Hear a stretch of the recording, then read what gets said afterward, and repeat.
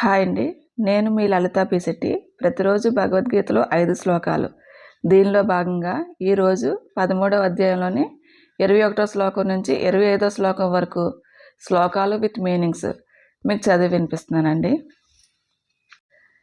కార్యకరణ కర్తృత్వే హేతు ప్రకృతి రుచ్యతే పురుష సుఖ దుఃఖానాం భోక్తృత్వే హేతురుచ్యతే. మళ్ళీ చదువుతున్నానండి. కార్యకరణ కర్తృత్వే హేతు ప్రకృతి రుచ్యతే పురుష సుఖ దుఃఖానా భోక్తృత్వే హేతురుచ్యతే. దీని మీనింగ్ చెప్తున్నానండి. కార్యకారణాల తయారీకి ప్రకృతి కారణమని చెప్పబడుతుంది. సుఖ దుఃఖానుభవాలకి కర్త పురుషుడని చెప్పబడతాడు. 22వ శ్లోకం చదువుతానండి.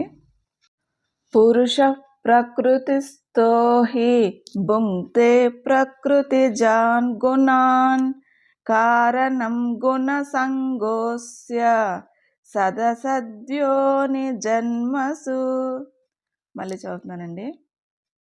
పురుష ప్రకృతిస్థో హి భుంక్తే ప్రకృతి జాన్ గుణాన్ కారణం గుణ సంగోస్య సదసద్యోని జన్మసు. దీని మీనింగ్ చెప్తున్నానండి. ప్రకృతిలో నిలిచిన పురుషుడు ఆ ప్రకృతి నుండి పుట్టిన గుణాలని అనుభవిస్తాడు. గుణాలతో అతడి సంయోగమే అతడి మంచి చెడు జన్మలెత్తడానికి కారణం. 23వ శ్లోకం చదువుతానండి.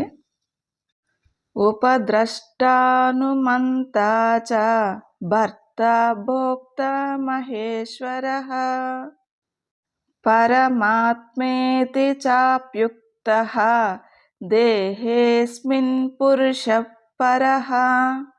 మళ్ళీ చదువుతున్నానండి. ఉపద్రష్టానుమంతా చ భర్త భోక్త మహేశ్వరః పరమాత్మేతి చాప్యుక్తః దేహేస్మిన్ పురుషః పరః. దీని మీనింగ్ చెప్తున్నానండి.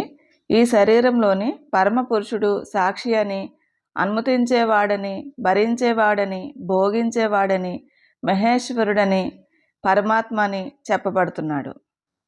24వ శ్లోకం చదువుతున్నానండి.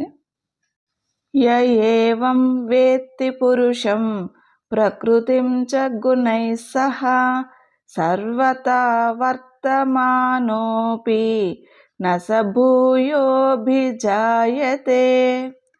మళ్ళీ చదువుతున్నానండి. య ఏవం వేత్తి పురుషం ప్రకృతిం చ గుణైః సహ సర్వతా వర్తమానోపి న స భూయోభిజాయతే.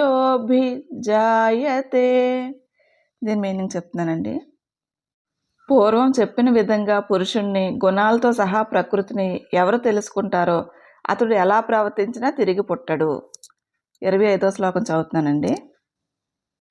ధ్యానేనాత్మని పశ్యంతి కేచిదాత్మానమాత్మనా అన్యే సాంఖ్యేన యోగేన కర్మయోగేన చాపరే. మళ్ళీ చదువుతున్నానండి. ధ్యానేనాత్మని పశ్యంతి కేచిదాత్మానమాత్మనా అన్యే సాంఖ్యేన యోగేన కర్మయోగేన చాపరే. దీని మీనింగ్ చదువుతున్నానండి. కొందరు ధ్యానం ద్వారా తమలోనే తమ ఆత్మని ఆత్మ ద్వారా చూస్తారు.